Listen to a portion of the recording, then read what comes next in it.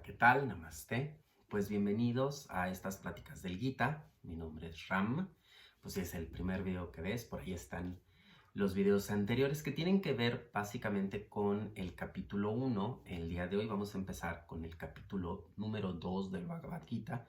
Estamos tratando de entender un poquito más o menos la parte pues metafórica, ¿no? Que no siempre tenemos esa oportunidad de entender esta escritura pues desde esta parte de hacia dónde vamos, qué es lo que tenemos que hacer, más allá de la parte literal, ¿no? Que expresa pues este texto sagrado del Bhagavad Gita y sobre todo para todos los practicantes de yoga, pero también para los practicantes espirituales, incluso de otras técnicas. Es muy importante tratar de entender que hay muchas técnicas espirituales, que hay muchas formas en las que nosotros podemos entender pues este tipo de textos, ¿no? Más allá de lo que literalmente están expresando.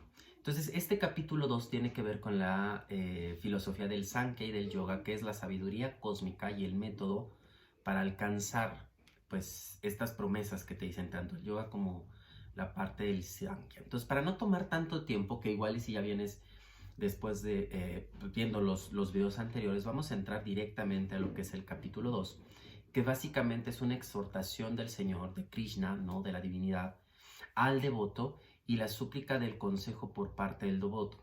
En la anterior vimos esta parte del conflicto que tiene Arjuna, ¿no? De enfrentar pues a sus primos, ¿no? Los gurus.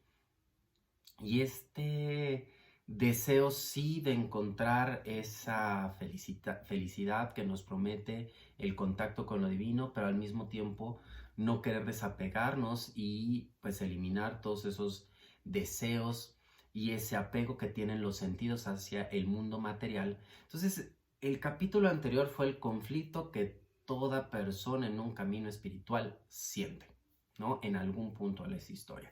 Si enfrentamos con todas las ganas, con toda la actitud, ¿por qué? Porque venimos de un proceso en el que creemos haber encontrado la solución para muchos de nuestros problemas.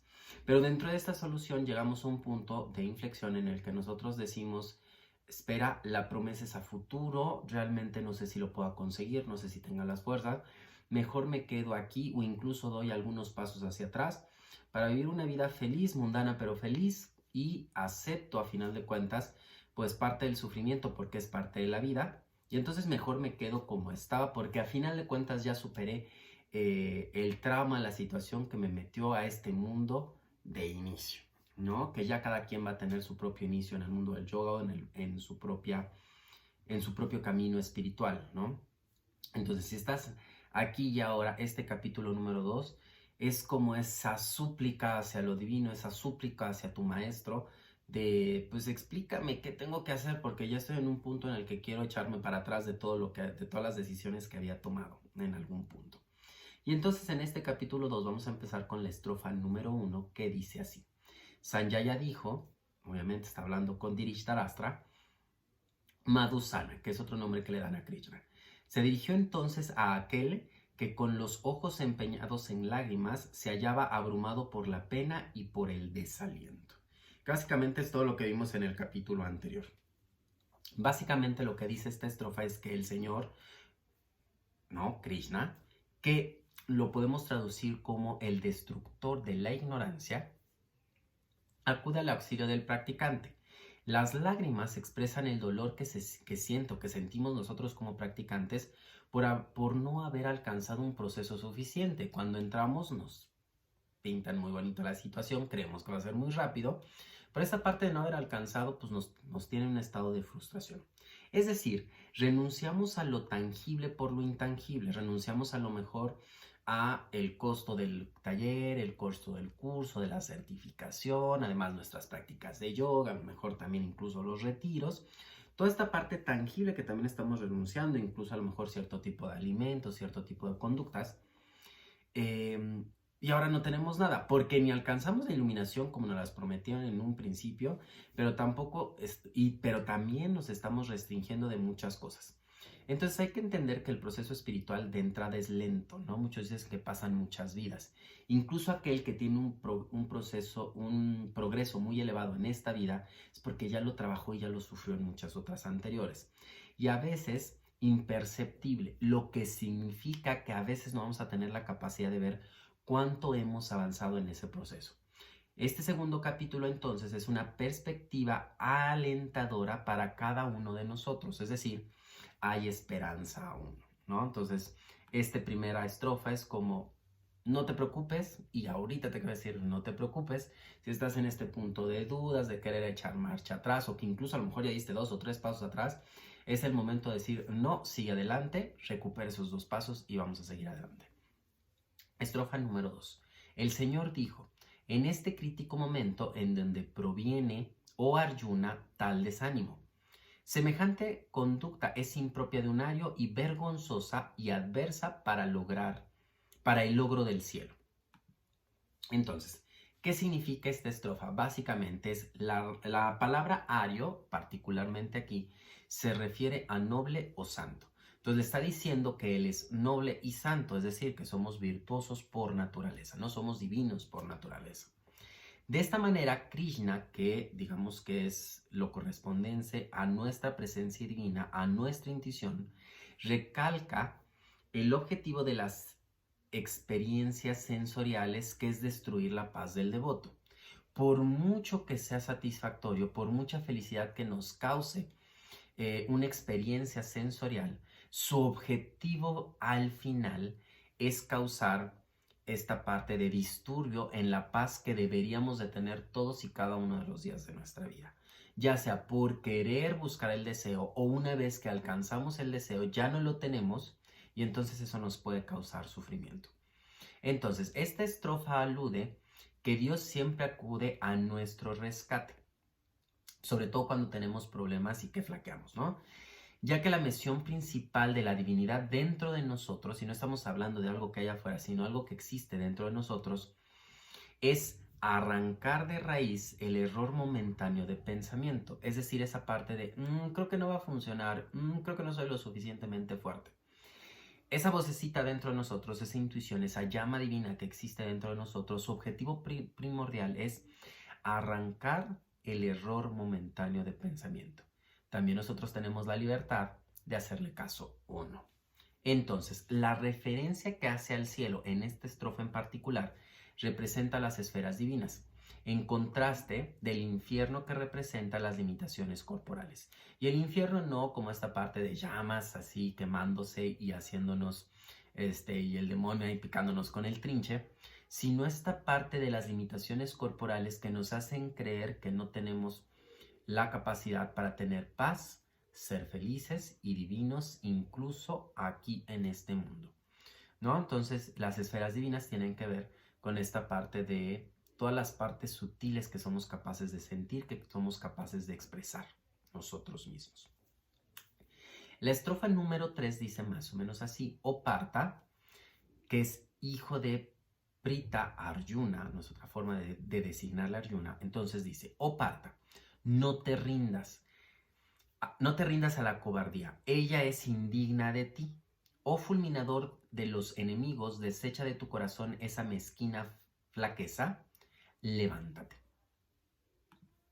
¿Qué significa esto? De entrada, Partha es el poder de renunciación o todo lo opuesto a la naturaleza, o a todo lo opuesto a la naturaleza del alma. Entonces, renunciar a todo lo que no es propio de nosotros mismos. Eso significa la palabra Partha en esta estrofa. De esta manera se advierte, ¿no?, en no contraponerse de forma neutral, es decir, que no permanezcamos con esa neutralidad que siempre queremos pretender. Pues es un estado peor incluso que la negatividad, porque todos los poderes de la actividad se encuentran apagados. Si nosotros estamos neutrales, estamos en este punto de ni para bien ni para mal. Esto es un estado de inercia. En Ayurveda nosotros le decimos que estamos en un estado tamásico, en el que desaparece el estado de bien y mal. Es decir, estamos como si fuéramos máquinas viviendo en el mundo. Es decir, no vamos para ningún lado. Simplemente estamos llevando una existencia que no nos va a llevar a ningún lado. Entonces, este falso estado de neutralidad no es apto. Y eso es a lo que advierte esta estrofa en particular.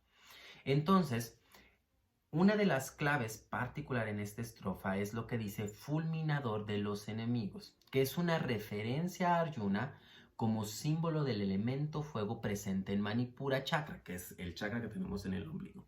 Si no conoces mucho de chakras, es esta fuerza, es este poder personal que nosotros tenemos. Y dice, levántate, que hace alusión a enfocar la energía de los chakras inferiores, es decir, del tercero hacia abajo, a enfocarlos en los chakras superiores. Se supone que nosotros tenemos que elevar la energía hacia el chakra de la coronilla. Entonces, al decir levántate, es decir, lleva esa energía que ya tienes en este tercer chakra, porque si tú ya estás en un proceso de cambio, quiere decir que tu energía llegó ahí. Significa, no te rindas y elévala a los chakras superiores. ¿Qué es lo que te falta? Por eso estás en este punto de lucha, en este punto donde el fuego nos está consumiendo. Sin la meditación yógica, pocas son las esperanzas de vencer nuestra naturaleza inferior. Por eso se hace tanto énfasis en meditar. Por eso también no es tan correcto decir, pues las asanas es meditación en movimiento. Sí y no. ¿Podemos meditar con todo? Sí.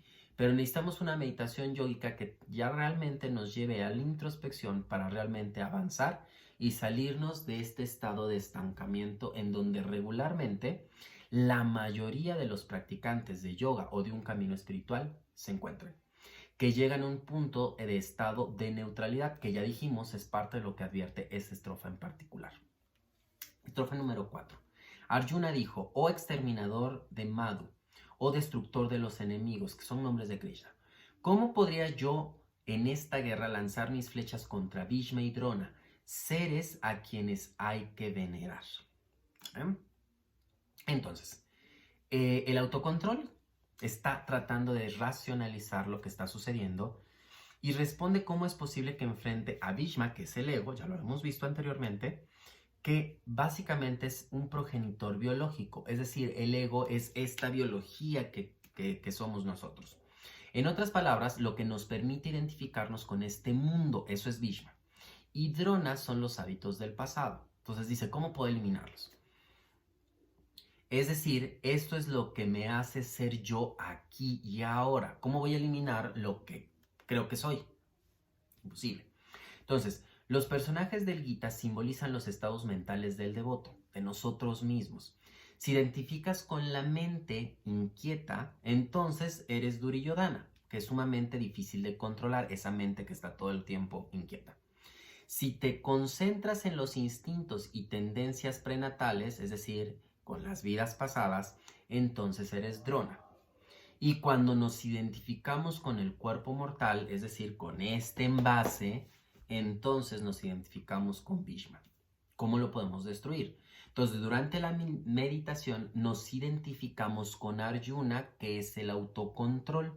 Por eso es que el Gita, su personaje principal es Arjuna, porque se supone que estamos en procesos meditativos que nos llevan a algo de autocontrol. Entonces, nuestro miedo principal es perder nuestras características humanas, ¿no? Lo que creemos que somos. Esto significa la muerte de Bhishma. Elevarse por encima de los instintos y tendencias habituales es que yo toda la vida me comporté de esa manera y no buscar la felicidad mundana. Entonces eso significa la muerte de Drona, ¿sale? Cambiar, básicamente lo que estamos buscando es cambiar. Las flechas a las que hace referencia son el pranayama y el pratyahara, que es básicamente controlar tu mente, que destruye la asociación con el ego y con los hábitos, es decir, con Bhishma y con Drona. Y más o menos así queda bien explicado esta estrofa. Vamos por la siguiente, estrofa número 5. Incluso una vida de mendicidad sería más provechosa para mí que una vida mancillada por no haber dado muerte a mis honorables preceptores. Si destruyo a estos mentores resueltos a obtener riquezas y posiciones, que son los objetos de los sentidos, entonces con certeza toda felicidad material que yo pudiera disfrutar aquí en la tierra estará horrendamente ensangrentada. ¿Y esto qué significa? Básicamente significa que cuando nosotros estamos en este punto de reflexión, creemos que es mejor tener pequeños momentos de gozo materiales a destruirlos por completo. y que incluso en esta estrofa se hace hincapié en el persistente poder del engaño. Es decir, todavía está presente esa idea de que es mejor tener pequeños momentos de felicidad que el gozo eterno que nos promete la práctica espiritual. Entonces, se presenta la posibilidad para el devoto, ¿no? Los objetos materiales y las experiencias sensoriales están impregnadas de malas vibraciones, ¿no? Entonces dice, bueno, entonces todo esto que estoy haciendo tiene mala vibra o más buena vibra, o qué pasa con esto. La respuesta es no.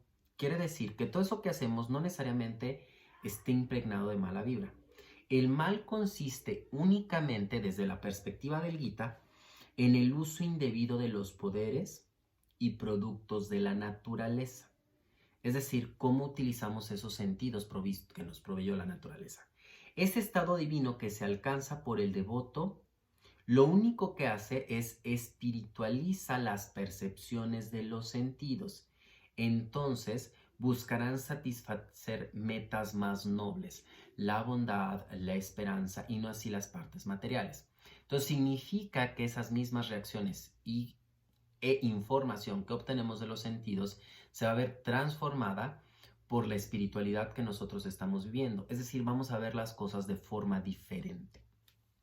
Entonces, las sensaciones se perciben en el cerebro y esa serie de patrones mentales crean a su alrededor es lo que nos da una falsa felicidad.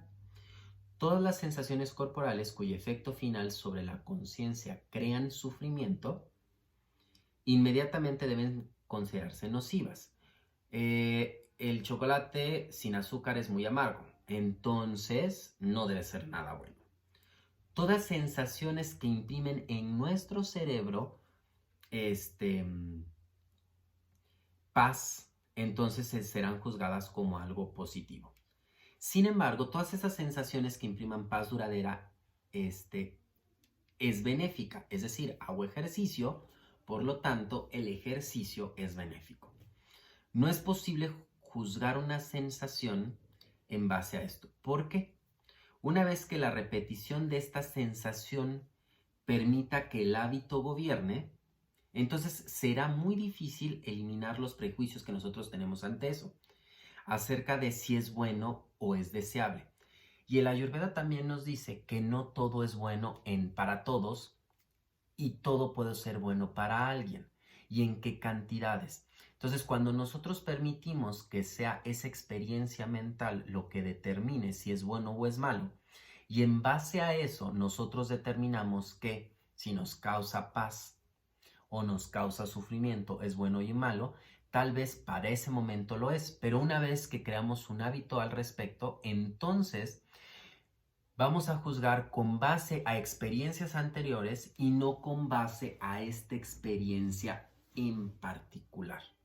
¿Sale? Entonces, por eso es bueno que no lo hagamos de esta manera. O eso es lo que previene esa estrofa número 5. Vamos por la 6. Apenas puedo decidir qué final sería mejor, si vencer o ser vencido, si enfrentar a los hijos de Dhritarashtra, cuya muerte haría que nuestra existencia fuera indeseable. ¿Sale? Entonces, en esta parte, lo que dice básicamente es que no sé cuál criterio correcto o cuál es el criterio correcto para tomar una decisión. ¿Sería preferible acaso que, por el bien de mi felicidad, me rinda los sentidos? ¿Por qué? Porque me causan cierta satisfacción. ¿O es mejor que conquiste por medio del discernimiento del alma esos sentidos? La destrucción de los deseos, es decir, los hijos de la mente. Pero hará que esto no subsista por nada por lo que valga la pena vivir. Es decir, si yo elimino todo aquello que me causa pues satisfacción a través de los deseos, entonces ¿para qué vivo en este mundo? Esa es una de las grandes preguntas. Entonces, los sentidos desdeñan el gozo del alma y procuran ser felices, incluso causando sufrimiento al alma. Ese es el problema de dejarnos guiar por los sentidos. Por su parte, el alma, al satisfacerse a sí misma, no trata de atormentar a los sentidos, ¿sale? Lo único que hace es relegarlos a su verdadera condición, que es de ser el sirviente del hombre y nos usamos. Es decir, los sentidos solo están hechos para experimentar el mundo y no para dominar por sobre nosotros. Que quede entendido. Es decir, ese deseo que yo tengo sobre algo no debería de dominar mi comportamiento, que regularmente pasa. Estrofa número 7. Con mi naturaleza interior ensombrecida por la flaqueza del efecto y la conmiseración, con la mente desconcertada en lo referente a mi deber, te imploro aconsejarme cuál es el mejor camino que puedo seguir. Soy tu discípulo, enséñame, pues tú eres mi refugio. ¿No? Esto lo dice Arjuna. Aquí se señala la importancia y propósito de un verdadero gurú, es decir, un verdadero maestro, un verdadero disipador de la oscuridad, quien imparte al discípulo su sadhana, es decir, le imparte la guía y la práctica que debe llevar a cabo de forma infalible, hacia la meta. Quiere decir que debes seguir las instrucciones, porque si tomas tu propio albedrío, no en este sentido, pues a lo mejor no vas a llegar a la meta. Por eso es importante tener un buen maestro, un buen gurú, y no cualquiera puede serlo. Entonces, aquí se muestra un devoto inflado de egoísmo, ¿no? En el sentido que es posible que cultive un falso orgullo con respecto a sus fortalezas.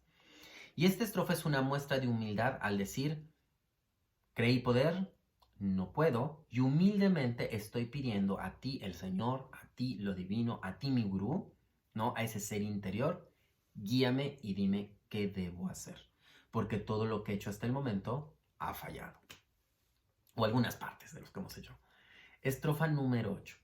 Nada contemplo que me ayude a desvanecer la aflicción interior que azota mis sentidos. Nada. Ni siquiera la posesión de un próspero y sin par reino en la tierra y la soberanía sobre las deidades celestiales. ¿Qué dice esta estrofa? Básicamente lo que estamos buscando es: nada logro contemplar en mi visión espiritual que pueda liberarme de esta inquietante aflicción mental ocasionada por el apego a los placeres sensoriales. Creo que no podría hacerlo sin sufrir una devastadora aflicción. Es decir, no he logrado nada que me permita estar seguro de mi avance. Y eso nos pasa a muchos. Así, bueno, pues es que no he logrado nada después de meditar 1000 días, después de hacer 10 años de práctica de asanas. Bueno, porque a lo mejor no está fallando algo en la receta. Entonces, cuando habla de tierra en este fragmento, se refiere al cuerpo perecedero, es decir, a este cuerpo físico. Y su prosperidad es la salud, bienestar y felicidad que se logra cuando el cuerpo se libera de los problemas básicos que puede experimentar.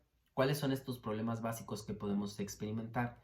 Es un estado de eficiencia de las fuerzas vitales internas, ¿no? Debilidad, malas tendencias kármicas, porque todo me pasa a mí, y los samskaras o hábitos del pasado. Es que es una tendencia que no puedo evitar porque lo he hecho por muchas vidas y en esta vida por mucho tiempo.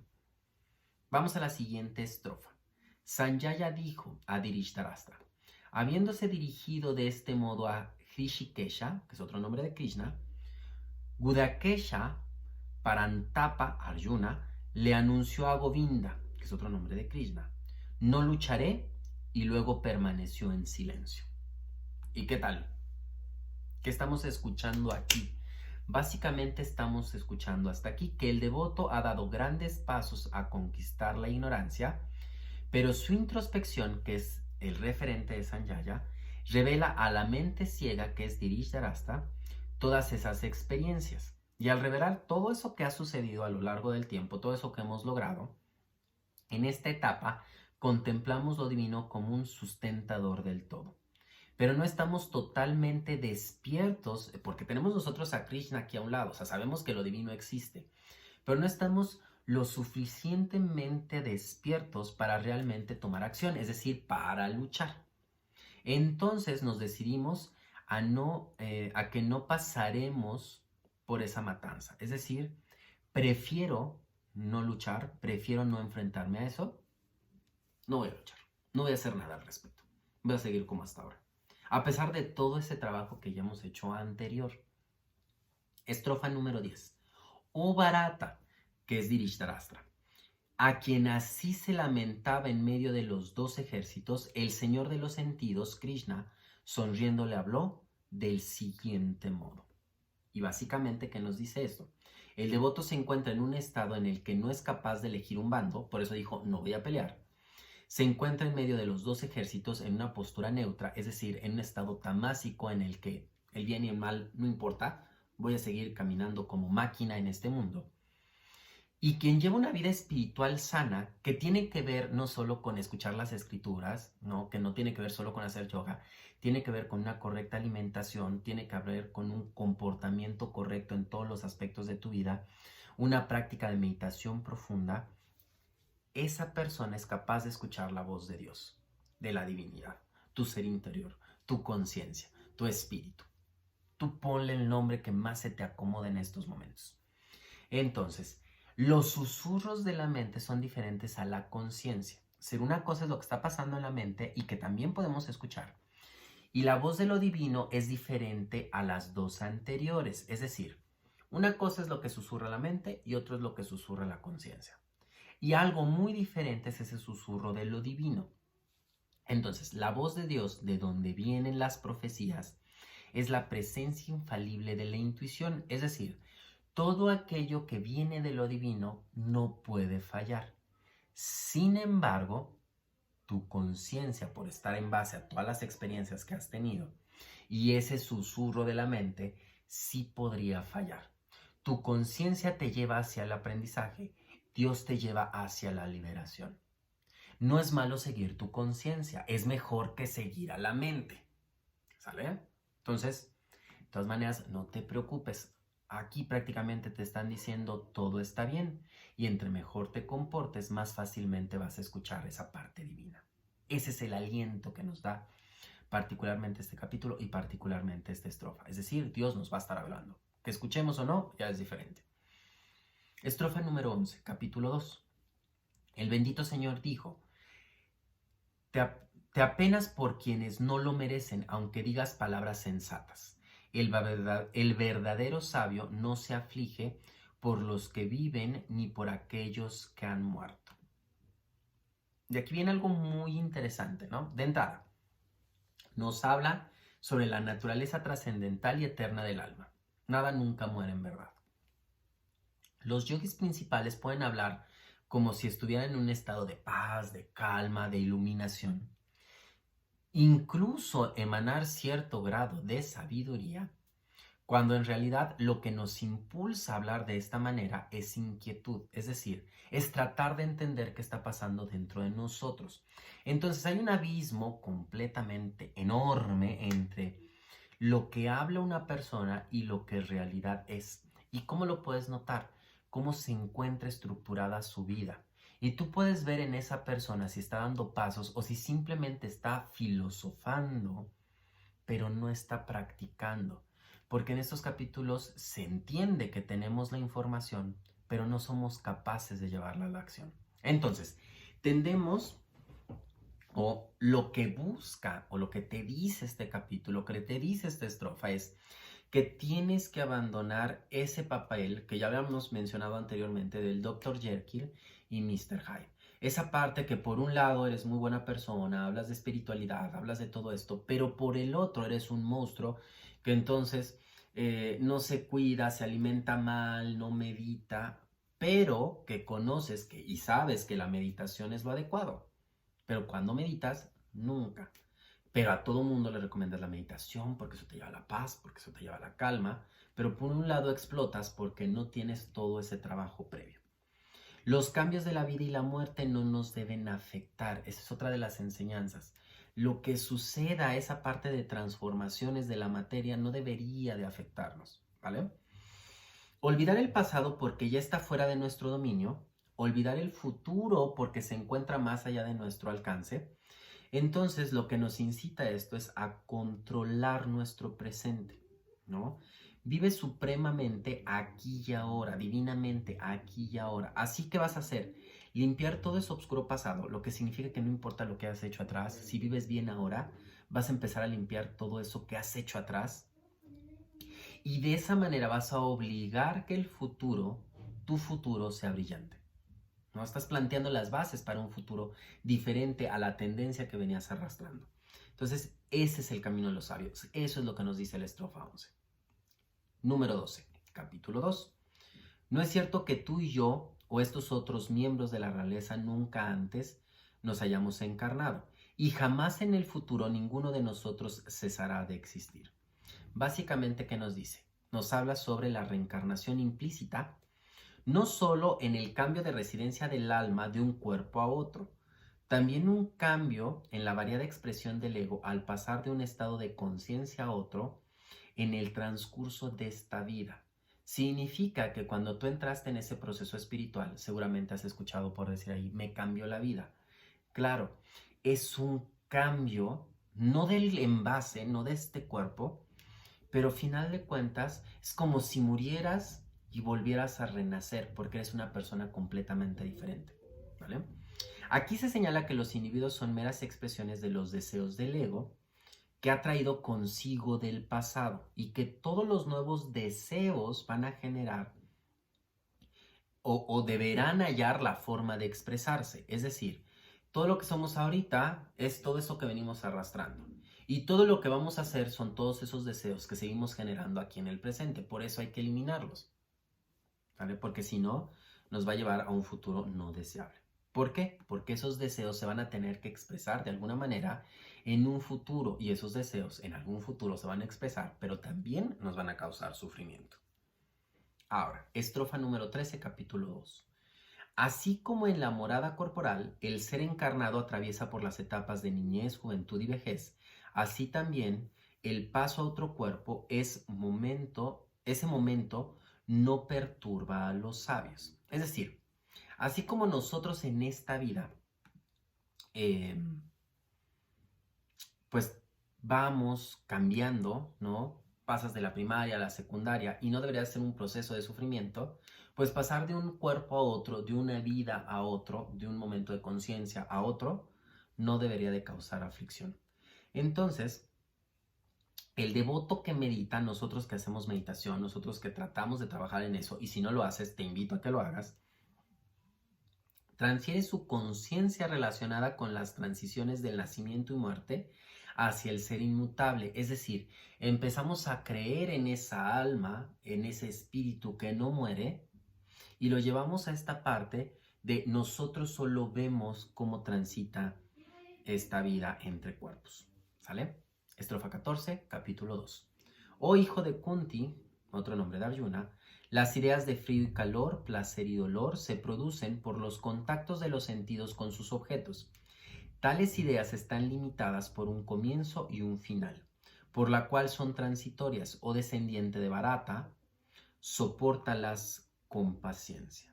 ¿Y qué nos dice esto? Aunque estemos sujetos y nacidos de la naturaleza, es decir, esta cualidad femenina de sentimiento que aún nos ata, y nos hace susceptible de las dualidades, del frío, del calor, del dolor, de la felicidad.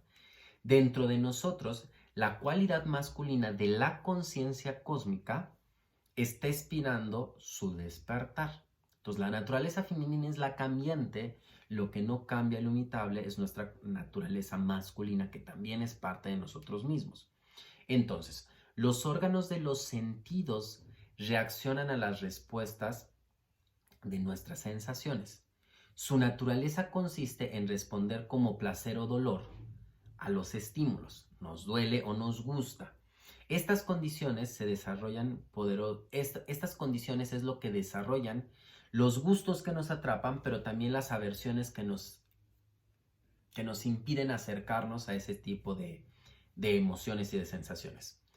El grado que produce gozo, el agrado nos produce gozo y el desagrado nos produce aversión. Entonces, básicamente lo que nos gusta nos atrae, lo que no nos gusta lo rechazamos. Entonces, el sistema yógico de disciplina corporal y resistencia no es un método ideado para torturarnos a nosotros mismos. Eso debe quedar muy claro. No significa que tiene que ser este proceso una tortura. Si lo está haciendo, algo está funcionando mal. El acondicionamiento mental, eso es lo que hace el yoga, ¿no? Condicionar a la mente o hacer lo necesario para aminorar los efectos perturbadores de las sensaciones. Es decir, mediante el desarrollo del poder de resistencia mental, es decir, esa capacidad que tenemos para controlar la mente, tratar de reducir esta parte del deseo y esta parte de la aversión. ¿Para qué? Para que lo que nos molesta no nos moleste tanto y para que lo que nos gusta no nos guste tanto, de tal manera que no nos gobierne eso, que nosotros tengamos la capacidad de decidir sin esta parte de la aversión y sin esta parte del gozo, que seamos más ecuánimes a la hora de decidir, ¿sale? Es la siguiente estrofa número 15, capítulo 2, dice: oh flor entre los hombres, Arjuna, que es otro nombre de Arjuna, otra forma de referirnos a Arjuna, quien no se deja perturbar por ninguno de estos, estamos hablando de los contactos de los sentidos con los objetos, quien pertenece sereno y ecuánime ante el placer y el dolor, solo él es apto para alcanzar la inmortalidad. Entonces, es el principio básico de la creación que es dual. Todo en la creación es dualidad. Hombre, mujer, masculino, femenino, frío, calor. Si uno conoce el placer, entonces, por lo tanto, tendríamos que conocer el dolor. No hay nadie que haya experimentado el dolor que no haya experimentado antes el placer y viceversa, ¿vale? Los gustos y aversiones son causados por la esclavitud del alma, es decir, el alma está a merced de los gustos y aversiones. El despegar la mente de los opuestos, practicar una actitud mental neutral, es una actitud mental neutral. No significa que vivamos de una forma neutral, que eso lo vimos en las estrofas anteriores. Hacia todos los cambios terrenales, ojo, no una actitud neutral ante la vida, que es diferente, es una actitud neutral de la mente a lo que sucede. Y en base a esa actitud mental neutral ante lo que sucede, entonces podemos tener una paz imperturbable. Es decir, con cualquier cosa que esté sucediendo en esta vida, desapégate de eso y velo de forma neutral. ¿Por qué está sucediendo? Porque tuviste que hacer una serie de situaciones que te llevaron a vivir ese momento, ¿no? Es como decimos por ahí, los hijos no nacen de forma espontánea. Forzosamente tuvo que haber una interacción forzada, no forzada, con placer o sin placer, entre dos seres humanos para generar el nacimiento de una nueva vida, ¿no? Un bebé o un hijo, como lo quieras poner. Si lo ponemos de forma neutral, a lo mejor alguien estará pensando, es que ¿por qué me embaracé? A mí todo me pasa, si me cuidé, y a lo mejor puede pasar un chorro de situaciones por ahí en la mente. O puedes verlo del lado positivo. Qué bueno que me embaracé, voy a tener un hijo, etcétera, etcétera. Y entonces eso causa gozo o puede causar aversión, depende de la situación particular del momento y de la persona. Si nosotros lo vemos de una forma neutral y nos desapegamos de eso, pues no es ni gozo ni aversión. Simplemente sucedieron este tipo de cosas, la consecuencia lógica es el bebé. Así de simple. No causa gozo, no causa aversión. Es la consecuencia lógica. ¿Y cómo vamos a reaccionar a esa consecuencia? Eso es lo importante, ¿no? ¿Por qué? Porque tenemos que reaccionar. No debemos permanecer neutrales ante la vida. La neutral debe ser la mente. Estrofa 16, capítulo 2. Lo irreal carece de existencia, lo real nunca deja de existir. Los sabios conocen la verdad suprema acerca de ambos conceptos. ¿Esto qué significa? Afirma que la sustancia eterna está dividida en dos. Esto es un poco de la teoría Sankhya.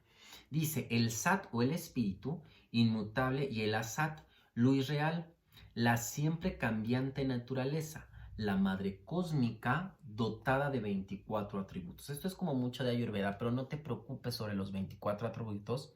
Significa que esta parte de la naturaleza cambiante de la madre cósmica siempre va a estar en constante cambio y es a lo que consideramos irrealidad, porque siempre está cambiando. Y el espíritu es lo inmutable y es lo que consideramos como real. Y siempre son dos, viene la parte de la dualidad. Podría decirse que aquel que conoce la realidad es alguien que en su sano juicio vive en un medio de locura. Por eso es que la mayoría de los que practicamos cosas espirituales pareciera que estamos locos, pero no lo estamos. Estamos entendiendo la realidad y nos estamos desapegando de esta naturaleza que nos mantiene atrapados. Entonces empezamos a tener cuestionamientos y conductas diferentes al común del denominador o a los que están en inercia. Básicamente por eso es que somos pues somos esta parte de, somos juiciosos en medio de la locura que vivimos, que es la naturaleza material. Estrofa 17, capítulo 2. Has de saber que el uno por quien todo ha sido creado y quien penetra todas las cosas es imperecedero. Nada tiene el poder de destruir a este espíritu inmutable. Básicamente, ¿qué dice estrofa?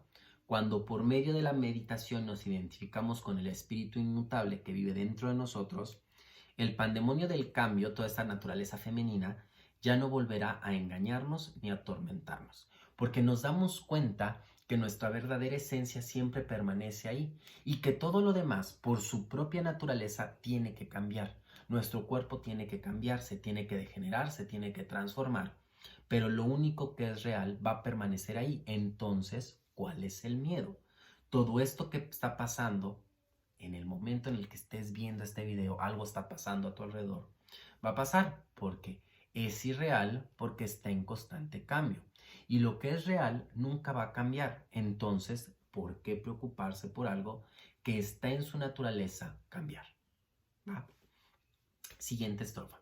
Se considera que estos ropajes de carne tienen un término de existencia, mas el ser interior es inmutable, imperecedero e inconmensurable, provisto de sabiduría o descendiente de Bharata, que es otro nombre de Arjuna, emprende la lucha. Entonces, básicamente, ¿qué está haciendo en esta estrofa número 18? Concéntrate en tu ser interior, es decir, esa flama divina, esa llama divina que habita en ti, esa luz, esa paz, ese amor, que es tu verdadera esencia, que está hecha a imagen del eterno espíritu, que está hecha a imagen y semejanza de Dios, que al igual que Él es inmortal. Eso nunca va a cambiar, eso va a estar ahí y son las virtudes que te caracterizan por ser un hijo de Dios, por ser divino por naturaleza. No tengas miedo de luchar contra los sentidos y destruir el apego al cuerpo. Tarde o temprano te verás obligado a hacerlo. Si no lo estás tomando ahorita, en esta vida, más adelante o en otra vida, de todas maneras vas a tener que hacerlo.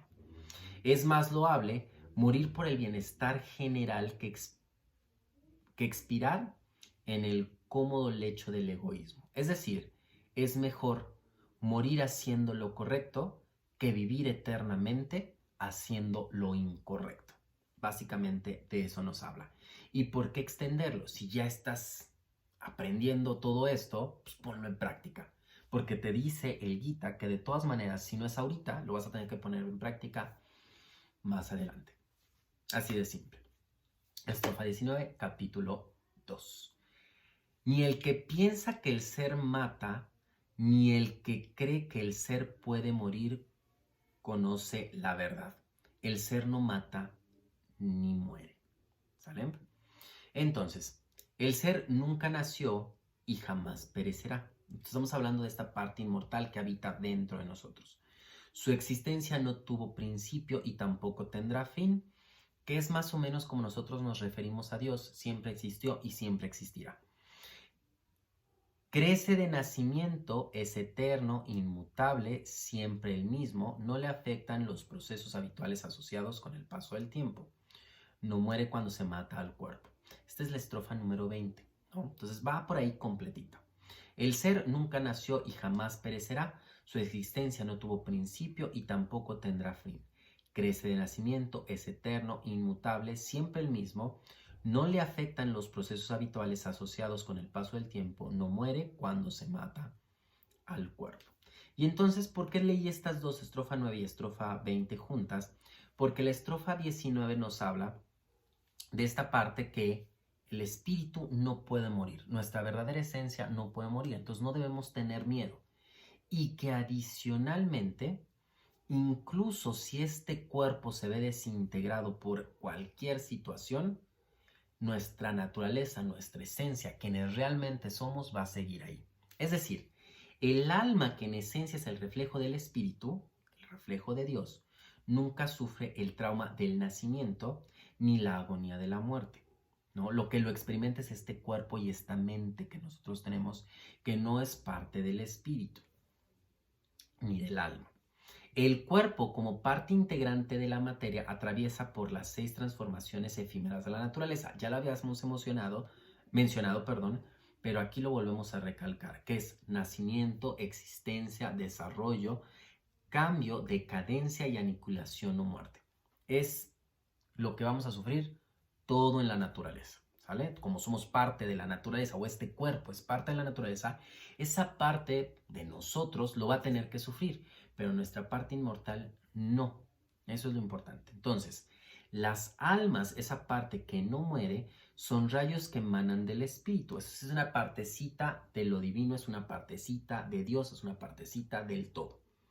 Y entonces, el espíritu es simple existencia consciente. Existe. Punto. No hay más. Renovado gozo, omnipresencia. Y el alma es el reflejo individualizado de eso. Se haya confinado a este cuerpo, imaginen que es una envoltura este cuerpo del alma, en todo y cada uno de los seres. Es decir, esa partecita, ese rayo del espíritu, se ve envuelto por esta capa, ¿no?, material, pero el espíritu sigue presente en todo, ¿no? Y por ahí entendemos que Dios está en todo y en todos, pero al mismo tiempo es inmortal y omnipresente, porque solo está envuelto en una cáscara, por así decirlo.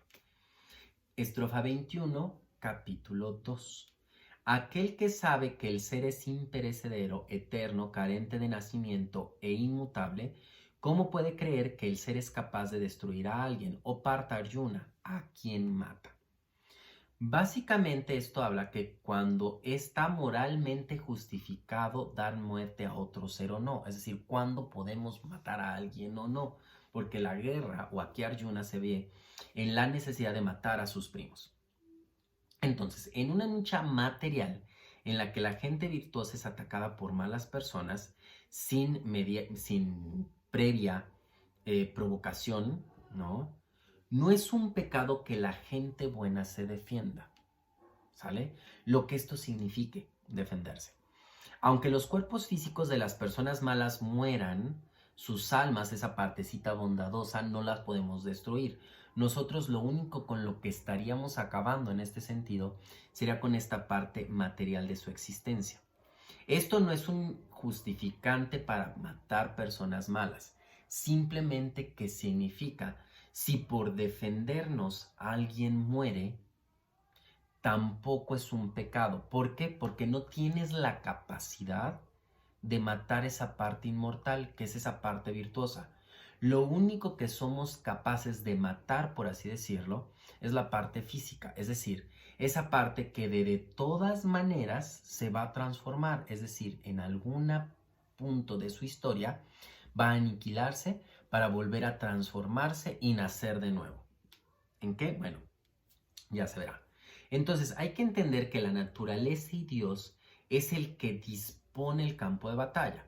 Dios es creación y todo lo creó en la naturaleza. Y la naturaleza en sí misma crea este campo, crea esta vida, crea estas circunstancias, ¿no?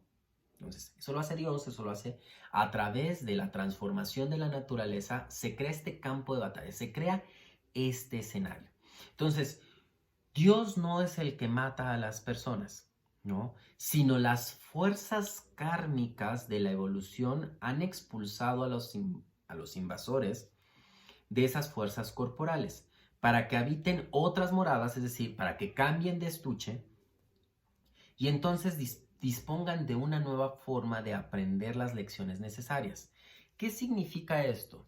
Dios crea la naturaleza, pone el escenario en el que nosotros estamos viviendo, pero son nuestras propias decisiones los que nos llevan a sufrir ciertas calamidades, entre ellas la muerte. Llega un punto en nuestro proceso kármico que es demasiado lo que tenemos que sufrir, que nos dice, o demasiado lo que hemos aprendido hasta este momento, que nuestro mismo proceso kármico dice, es momento de cambiar de estuche. Entonces se crean las condiciones necesarias para cambiarlo. Puede ser de una manera pacífica, podemos morir mientras dormimos, o puede ser de una forma traumática, de tal grado que puede ser incluso un asesinato no deseado y además demasiado violento. Eso que lo va a definir ni Dios ni la naturaleza, sino nuestras propias decisiones en esta y en vidas anteriores. Entonces no debemos temer cuando estamos en una situación, porque incluso si esta situación es no deseable, porque son nuestras propias experiencias kármicas que vamos limpiando y que nos están preparando para un nuevo aprendizaje. Básicamente hacia allá nos movemos. Entonces, en un sentido más metafísico, el alma le dice al ego: oh mi ser inferior, debes alcanzar el plano superior de conciencia del alma en el que yo me encuentro, Dios o nuestro espíritu. Aun cuando destruyas los apegos de los sentidos, es absurdo suponer que también vas a destruir a los sentidos, porque los sentidos tienen su propia naturaleza. Entonces, el alma, a la hora de destruir esos apegos, lo único que hace es purificar al ser inferior, purificar este cuerpo, estos sentidos, estas emociones, pero no nos destruye. Entonces, ¿qué significa? Que cuando tú alcances la iluminación no te vas a desvanecer por completo. Vas a purificar este cuerpo. Entonces, ¿qué va a significar? Que no te vas a enfermar. Va a significar que los procesos de cambio en tu cuerpo se van a alentar. No los puedes detener por completo, porque es la naturaleza del cuerpo que se desvanezca, que se destruya, que muera. Pero sí los puedes alentar. Significa también que no vas a sufrir enfermedad. Significa también que no vas a sufrir de todo este proceso que te tiene atado a este mundo, porque lo que está haciendo el alma una vez que tome el control de este cuerpo es purificarlo. Es decir, elevar esta parte material a un campo divino. Y entonces por eso es que los practicantes de yoga, por eso es que los practicantes de una vida espiritual visiblemente se ven mejor, son más saludables, viven una vida muchísimo más libre de pesares, porque están purificando esta parte de existencia material. Entonces, la gran pregunta hasta aquí para ti es, una vez que leímos el capítulo 1, que a lo mejor quedó claro que mucho de lo que estás sufriendo, de muchas de estas partes que tú dices, no quiero seguir adelante, es normal. En este capítulo 2, hasta donde hemos llegado, que es la estrofa número 21, mi pregunta hacia ti es, ¿te ha dado esta esperanza para seguir adelante? ¿Te ha reconfortado lo suficiente para, incluso si no has notado un avance, te dé como este aliento a profundizar más en tu práctica? Si no has iniciado una práctica de meditación, una práctica espiritual, ¿te ha alentado a seguir en esta práctica? Déjamelo en los comentarios, déjame preguntas en mis redes sociales, aparezco como Life with Rama en Twitter. Sé que es difícil de encontrar a lo mejor Life with Rama por aquello de la forma en la que lo puse mercadológicamente, no es la mejor manera, pero dicen por ahí que el que quiere encuentra, ¿no? Entonces, déjame los comentarios, déjame tus reflexiones, mándame un mensaje, pónmelo aquí debajo en los comentarios tus experiencias, comparte conmigo, porque esa es una forma también de saber si vamos bien, si voy más lento, si voy un poquito más rápido, si estamos atendiendo, y sobre todo que el objetivo de estas charlas es alentarte y decirte, vas bien. Si hay algo en lo que pueda ayudar, aquí estoy. Y si hay algo en lo que tú me puedas ayudar, te lo voy a pedir.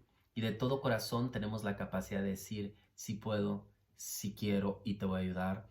Pero también tenemos esa capacidad de decir, no puedo, no tengo, Dios ayúdame. Esto es parte de las primeras estrofas, de estas primeras 21 estrofas. Es decir, ¿qué hago?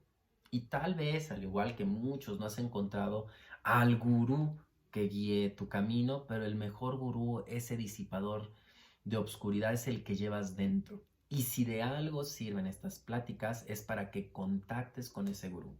Y si de algo sirve mi experiencia, que ilumine un poquitito todo ese camino de obscuridad, estoy agradecido de corazón. Me despido. Estas son las pláticas del Gita con Rama. Mi nombre es Espirituales Rama. Muchísimas gracias por seguir estas transmisiones. Espero que sigas conmigo con toda esa actitud, con toda esa necesidad, y Puedes ver una y mil veces este video cada vez que lo necesites, porque este en particular, la entrada al capítulo 2, es decirte básicamente: no te rindas, vas bien, permítele a ese ser divino que habita en ti que guíe tu camino. Yo soy Ram y Namaste.